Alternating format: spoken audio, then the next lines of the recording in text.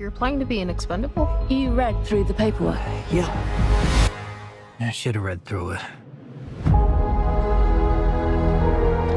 That's it. Mickey, deep breaths, fill your lungs. Imagine there's an unknown virus in the air, And you're sucking in every single microscopic particle floating around. all the viruses. So good? There really was an unknown virus in the air. Lethal one. See you tomorrow. Mickey 17, what a film. Written and directed by Bong Joonho. This film takes place in a dystopian, not too far off future, in which we see the life and events of Mickey Barnes, who has signed himself up to be what they call an expandable in a space program to another planet, in which Mickey has to die continuously and have his DNA reprinted after every death to accommodate the needs of this space travel expedition, so to say. But Alex, what did we make of this film? Yeah, I mean, it's a dystopian, certainly dystopian, very funny film. It has a very comedic vibe to it, and the character played by Robert Pattinson, he's running away from loan sharks from Earth, and he just signs up to this job as an expendable without reading the fine print, which is fun in itself, because how many people read the fine print when they're signing up to something online? Or and then this expendable is essentially expendable in the name of science, because they need somebody that is willing to die repeatedly by exposing themselves to various different dangers during the process of colonization, right? So this ship is led by, we'll talk about him in a second, a billionaire. And then this Mickey 17, it's version 17 when we start following his story. And the problem, the conflict is the fact that he fails to die in one of his expeditions on this new prospect planet. And then he returns to the ship. And then in the meantime, because thought he was dead, they printed Mickey 18. And he just starts to interact, and we follow what happens, because they're now illegal. Multiples are not allowed, so they're now illegal on this ship. But tell me a little bit about the setup and the world that we see on this ship, built by this eccentric guy. Tell me a little bit about your impressions of where we are as an audience in the film. So yeah, we're thrown right into a mix of this universe, and if there's one thing that Bong Joon-ho gets right, it's that the universes that he creates, and I think we'll both agree that it was the same in Odger and Snowpiercer, which both of those films have got likenesses to this one, Mickey 17, is that the universe that Bong creates is nothing short of, he really throws you in there. It's very atmospheric, it's very good CGI, very good acting, and this particular one is just it's soulless in terms of the quality of life, I think, for a lot of these people that are on it. So even when they're on Earth, Mickey himself, you get right in his shoes and experience what it's about. But when he's on the spaceship with everyone else, there's this kind of like really callous way of living, and the food is a little bit boring and bland, and then everyone's wearing the same kind of outfits and stuff, and just the costume design and the filming of it, it's just all really puts you in this kind of really mundane spaceship and so forth and so on. So the universe is done very well, I think, and it throws you in there. But as you say, the setup to the film is about the multiples, essentially, which is in this universe is totally illegal. It's one of the laws which we'll get into, but it's one of the laws that are in this universe, which you can't have multiples of the same person. It actually has quite a bit of a spin-off story of why that can't be, about an event that's happened on Earth because of that. But there's a lot of moral questions in this film, isn't there, Alex, about the concept, the idea of reprinting someone's DNA. It's illegal on Earth, hence why they're taking the technology to a different planet and using that to help that colonization process, which in itself it's almost like a justification of using an illegal technology, but at the same time poses the question, you know, what's the morality behind it? What about that person? What about how do you choose who's going to be multiplied, who's not going to be multiplied? And all of that good stuff, which is, I felt it was never answered in this film. And yes, we are in good hands with the world. Everything looks good. The actors are amazing. The setup is really good. There's fun. There's a lot of fun and comedic scenes, but it never gets to that seriousness of what we've expected from films like you just said, Snowpiercer and Okja. And I felt that was a little bit of a misstep around the middle of the film. It sort of feels like you want the seriousness to happen, but it doesn't. It just refocuses on the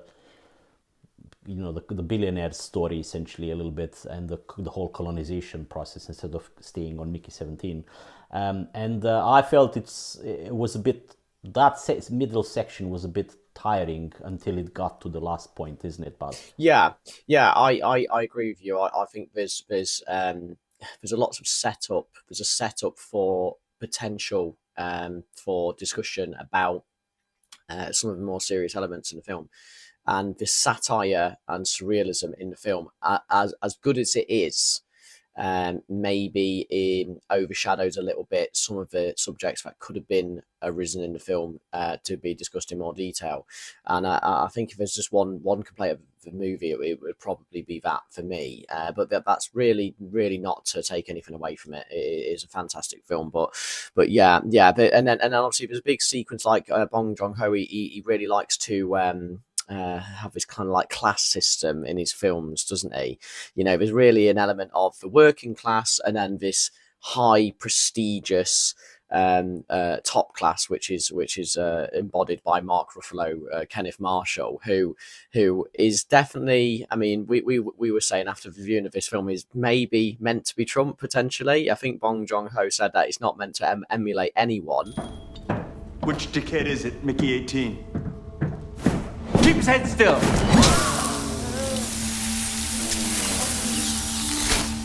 Now I can tell you two apart. Filthy multiples. Oh, yeah. That does seem fair. Oh, goodness. Burnt meat. That's nothing, honey. Wait till these two are scorched sausages in the cyclone. How are you gonna handle that stench? I'm so sorry. You too. This brick stores your memories, right? Now you'll watch as I permanently delete your being from it. That way you'll understand the meaning and terror of finality. No more reprints! That's what you both should be thinking when you die. Dead forever? Now that the memory is gone, which body goes first? One at a time is twice the fun. The mannerisms, and also potentially Elon Musk, because of the fact that he's interested in tech and wants to go to outer colonies, so again, it makes the film quite relevant even in a dystopian universe that's created. It makes the film quite in touch with, shall we say, the shenanigans going on now in geopolitics, wouldn't you say, Alex? Yeah. I mean, the film is based on a book which is called Mickey 7, and obviously this book is not written recently. But I agree. I mean, it's weird because even if the purpose was to not be in any way, shape, or form similar to real people, it's just like you're gravitating to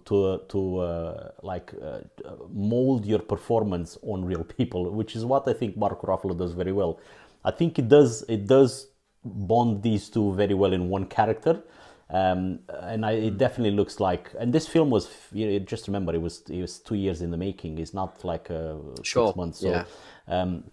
But the performance of Mark Ruffalo and Toni Collette, who plays Ilfa, his wife, are fantastic. The two of them are just impressive. But yeah, the purpose of this billionaire, besides the fact that he's no longer sort of accepted on Earth, he just says, okay, I'm just going to go and do whatever I want on a different planet. That's again finds very similarity in real world with Elon Musk. And the mannerism of this person that is always seeking how he looks, validation, and how he looks on the on camera. Remember in the final scene, he gets all the camera crews to go to negotiate with the species on the planet. When he's like, that's not what a leader does. It's just, forget the cameras. Let's try and negotiate without cameras and things like that. That just presents all this. But this is all funny. You see, this is all fun stuff, and this is, by the time you get to the 2 hours mark, you've seen a lot of comedy, but nothing is resolved. You've seen a lot of setup.